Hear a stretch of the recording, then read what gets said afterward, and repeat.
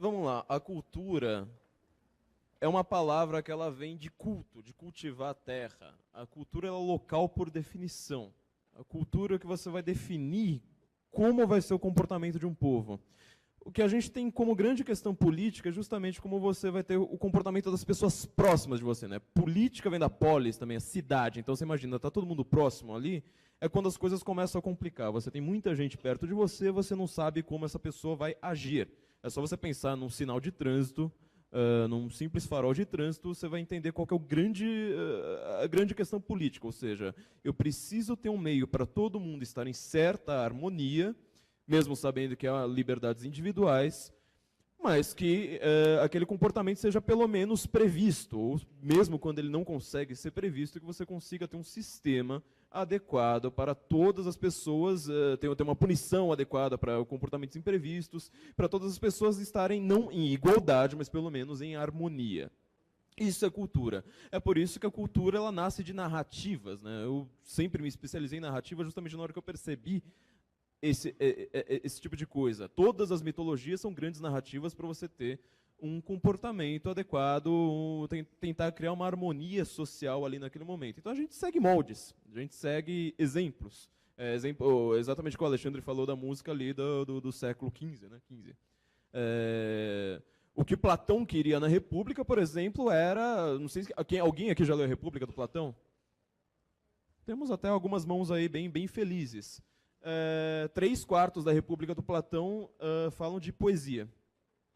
Para quem quer tanto falar de política, eu já falo. Então, a primeira coisa que você faz, entra no curso de literatura, não tenta ficar nessa discussãozinha aí de eleição, horário político, isso aí, ninguém se preocupa com isso, Vá para a literatura, vá para a antropologia, vá para uma coisa muito mais profunda, aquilo que vai fundar a sociedade. Isso aqui, ela está embaixo da base.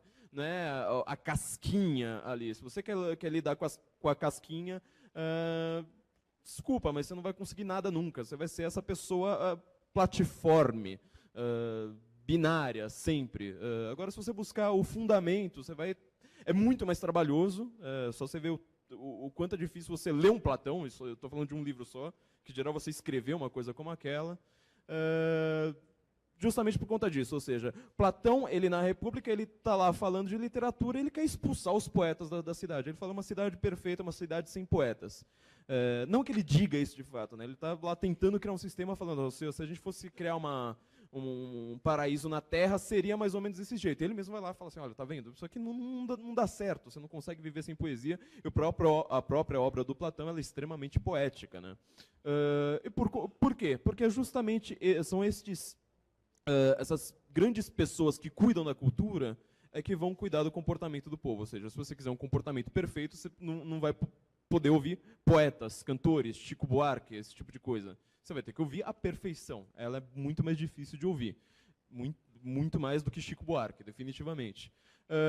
Então, assim, essa cultura que a gente precisa lidar, ela depende de pessoas hoje, eu vou dizer uma palavra bem chata, mas bem provocativa, na verdade, depende de pessoas atraentes.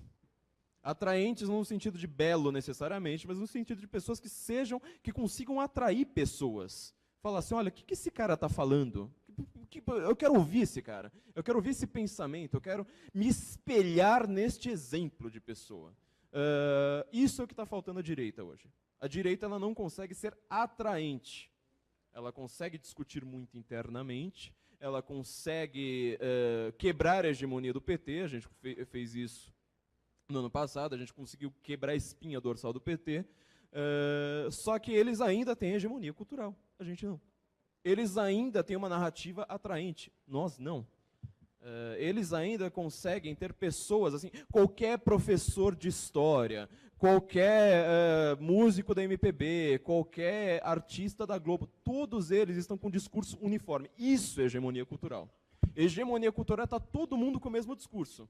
Se eu quiser ficar famoso hoje, eu grito racismo, machismo, homofobia, pronto. Eu já estou nos trending topics do Twitter, eu já estou lacrando para tudo quanto é lado, eu já estou com emprego garantido na Globo. Isso é hegemonia cultural, uma hegemonia cultural platiforme. Ou seja, você transformou todo aquele sistema cultural, político, mitológico em 3 palavrinhas. Você virou um repetidor de bordões. O maior risco da direita, para mim, hoje, é virar o repetidor de bordão da direita. Não façam isso, por favor. Não sejam pessoas platiformes. Não tentem imitar a esquerda. Não tentem virar a esquerda, a direita que é de esquerda. Não multiplica por -1, gente. Vamos ao fundamento. Vamos a uma coisa muito mais profunda. E vamos ser pessoas atraentes, ou seja, sejam exemplos. A Ana Paula está aqui, desculpa te usar como exemplo, mas assim, por que ela está aqui? É uma jogadora de vôlei, sabe? Não é uma pessoa que é da política. Ela consegue atrair um público que a gente nunca vai conseguir. Eu e o Alexandre juntos, a gente nunca vai conseguir atrair um público. E vamos dar um crédito, é um gênio do Twitter, porque vocês... Né? É um gênio.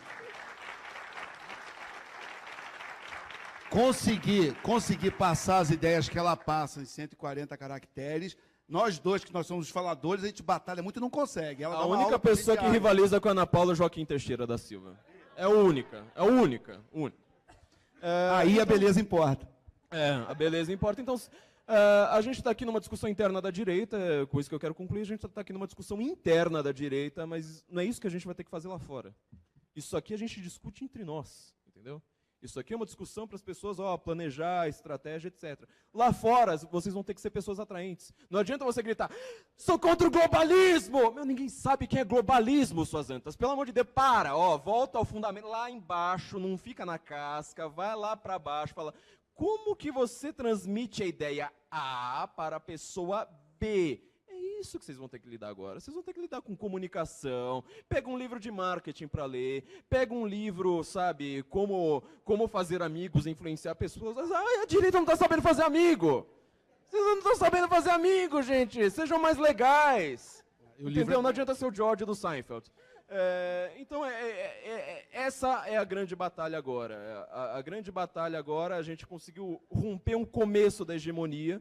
Só que, como a gente vê, basta você gritar 3 palavras, pronto. Você já tem uma feminista pronta ali, um ativista gay pronto.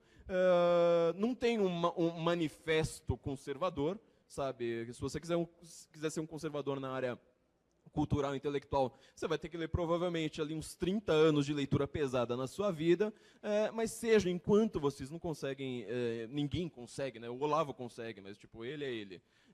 Enquanto ninguém consegue chegar naquele nível, vamos tentar ser pessoas mais atraentes. Não adianta ficar brigando no Facebook, xingar a pessoa, não. Sejam atraentes, sejam pessoas que conseguem espalhar essa cultura, espalhar essa coisa e serem grandes exemplos. Sejam pessoas admiráveis. É isso que a gente precisa ser nesse momento.